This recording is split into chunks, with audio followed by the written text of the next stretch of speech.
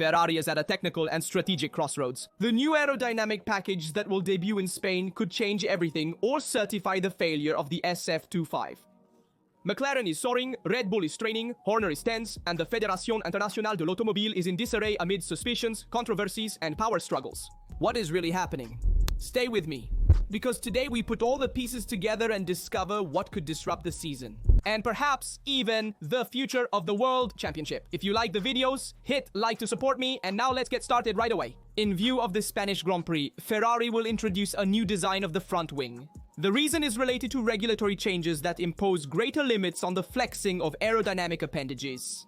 We know that all cars pass static tests, but in dynamics, suspicious movements continue to be noticed.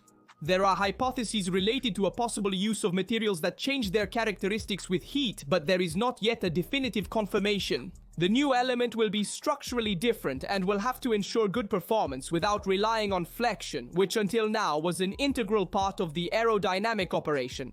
The goal is to achieve a lower forward resistance while maintaining a constant aerodynamic load throughout the entire lap.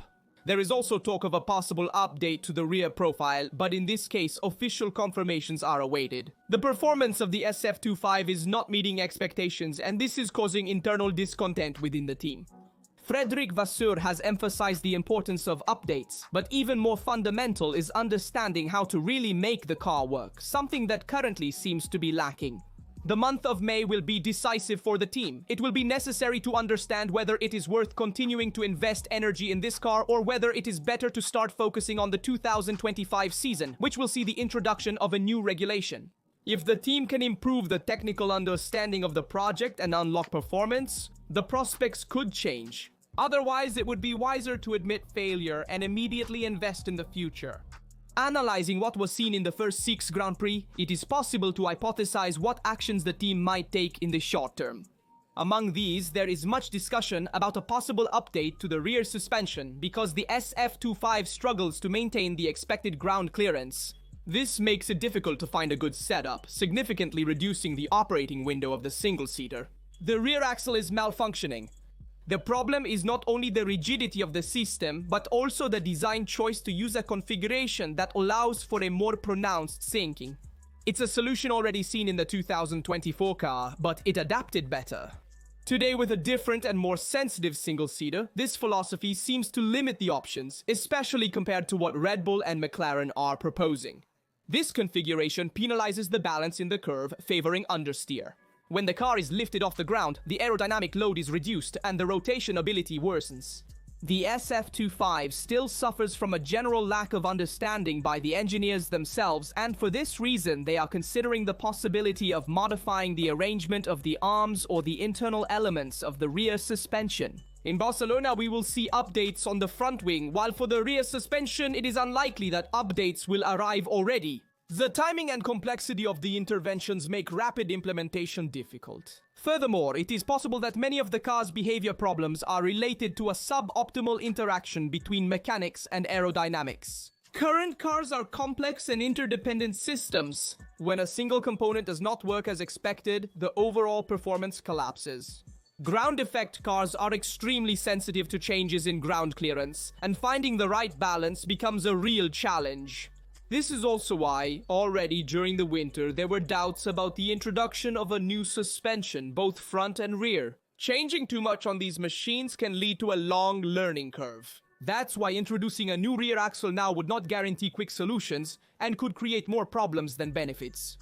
We will have to wait to see if Ferrari really decides to intervene on this component, keeping in mind that it will not be a decisive change on its own, it is just a piece of a much more complex puzzle. Red Bull has turned the spotlight on a technical detail of the McLaren MCL39 after the Miami Grand Prix. In fact, it has handed over to the Fédération Internationale de l'Automobile some thermal images that would show abnormal temperatures in the brake baskets of the English car. The areas around the rims are surprisingly cold compared to the norm, in stark contrast to the warm colors usually detected at that point. The explanation would lie in the particular design of the McLaren baskets, capable of creating a layer of fresh air that protects the rims and limits the transfer of heat to the tires. The heat generated by the brakes is instead channeled and discharged in a targeted way, an efficient system, legal according to current checks, but that Red Bull finds at least unusual. On paper, McLaren has not violated any regulations and every check has been regular. Even the hypotheses of water vaporization in the tires have been excluded since the analyses of Pirelli and the Fédération Internationale de l'Automobile have not found any anomalies. However, attention remains high, especially in view of the Imola Grand Prix, when official updates could arrive. It behaves almost perfectly, manages to contain thermal degradation even with asphalt temperatures above 40 degrees 100, showing an unbeatable pace for the others. In Miami, for example, it inflicted 37 seconds on Russell's Mercedes and 40 on Verstappen. Red Bull believes there is a significant technical advantage in tire management, which it currently can't fully explain.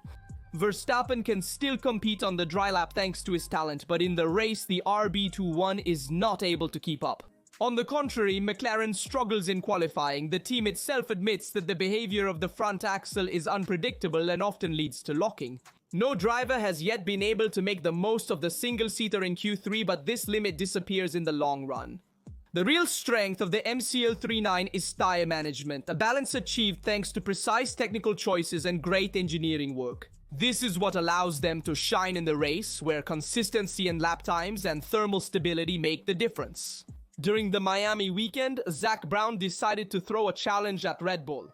McLaren's chief executive officer drew attention with an ironic water bottle labeled "Water for Tires," referencing Horner's team's accusations against McLaren in 2024. Speaking to the press, Brown openly criticized the trend of some teams, without explicitly naming them, to throw unfounded technical insinuations against opponents. According to him, a system would be needed to make these accusations more responsible and concrete. He suggested that every team that wants to submit a formal protest to the Fédération Internationale de l'Automobile should do so by accompanying the request with a sum of money. And if the protest turns out to be unfounded, the money paid would be deducted from the team's own budget cap. The idea, Brown explained, is not so much to limit checks, but to discourage pretextual accusations used for strategic or media purposes. He mentioned $25,000 as a symbolic figure, high enough to make teams think twice before making unfounded claims. If I had to choose between spending that money on a protest or on developing my car, I would always choose development. He concluded. Rumors persist about the potential departure of Christian Horner from leading the Red Bull team.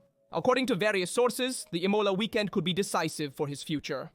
While initially the name of Oliver Oakes emerged as a possible successor, things got complicated when last Tuesday Oakes left his position at Alpine, officially for personal reasons. The Telegraph reports that the decision is linked to the arrest of his brother William, who is involved in the high-tech Grand Prix structure.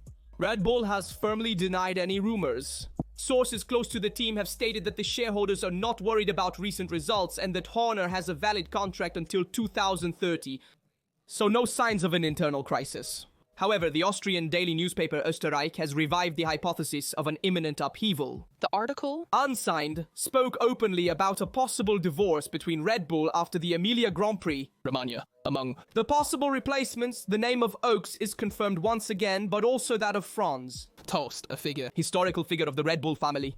Toast has led Toro Rosso, then AlphaTauri, for almost 20 years and had left his role for personal reasons. However, his name is now back in the spotlight, especially considering that he had past disagreements with Horner. Given the origin of the news, Austria, the heart of the Red Bull world, Toast's return to the scene may not just be a rumor. The situation remains fluid, but there's a sense of an imminent showdown. Ben Sulayem's term as head of the Fédération Internationale de l'Automobile is about to end, with the elections to be held on December 12th in Tashkent, Uzbekistan. His reappointment is not at all certain. Among the reasons is also the recent candidacy of Carlos Sainz Sr., who has decided to officially enter the race. Sulayem's presidency has been marked by strong controversies, from the clash with Liberty Media to alleged interference in race results, up to the ethical code that has raised numerous criticisms from the drivers and teams.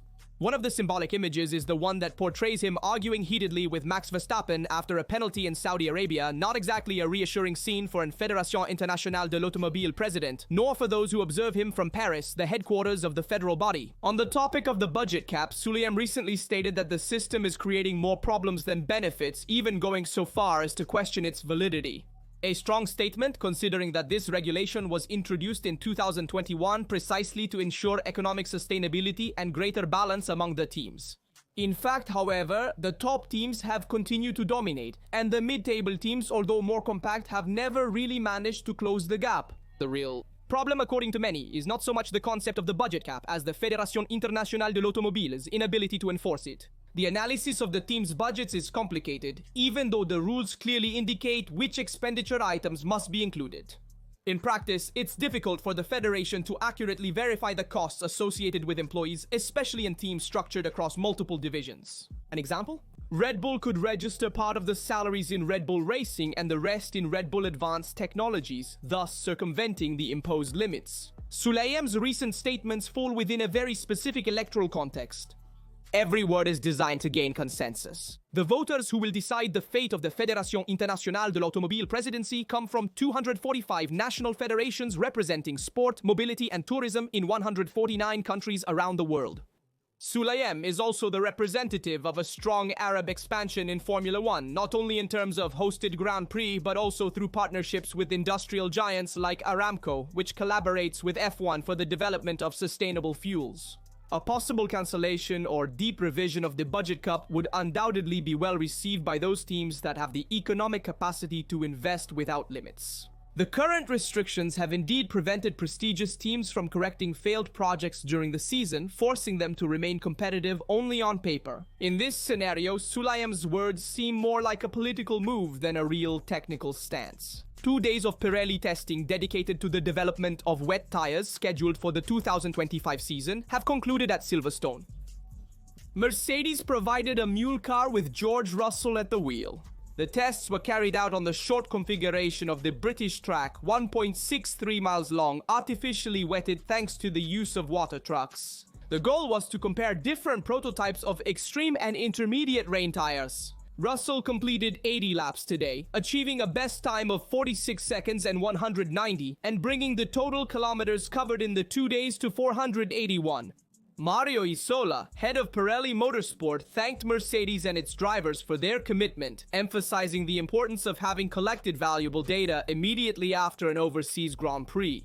The results obtained on the intermediates seem to confirm that the development is on the right track, while the indications on the full wet remain to be analyzed more deeply to evaluate any improvements. The next appointment for the slick tire tests is set for June 3rd and 4th at Montmello, with Mercedes and Racing Bulls on track. Instead, on June 19th and 20th, it will be Ferrari's turn, which will work on the wet tires at Fiorano, using the artificial irrigation system of the private track. The news of Oliver Oakes' departure from Alpine has reignited speculation about possible major changes at the top of Formula One.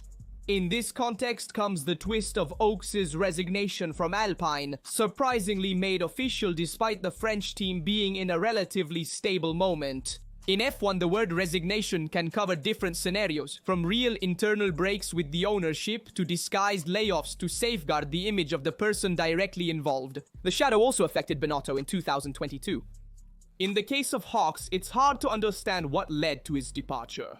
2024 had ended promisingly, thanks in part to car developments that were supposed to ensure technical continuity in 2025. Moreover, it had long been decided that Colapinto would join Doohan, so it's unlikely that the changeover between the drivers is the basis of the decision.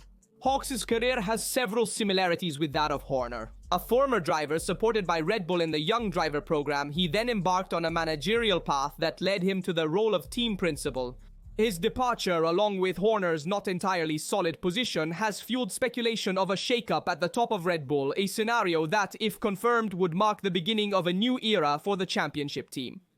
But the most concrete track at the moment seems to be another one. Flavio Briatore, ex-Benetton team manager, is prepared to return to Formula One with a more hands-on role at Alpine. Not just an advisor for the long term, but a key figure to also manage immediate decisions, directly affecting the team's dynamics. Everything remains hypothetical for now, but there are plenty of signs of movement at the top. And in the paddock, it is known that even a simple coincidence can become the beginning of a profound change. If you liked the video, hit like, subscribe, and activate the bell so you don't miss out upcoming ones. Share your thoughts in the comments, and see you next time.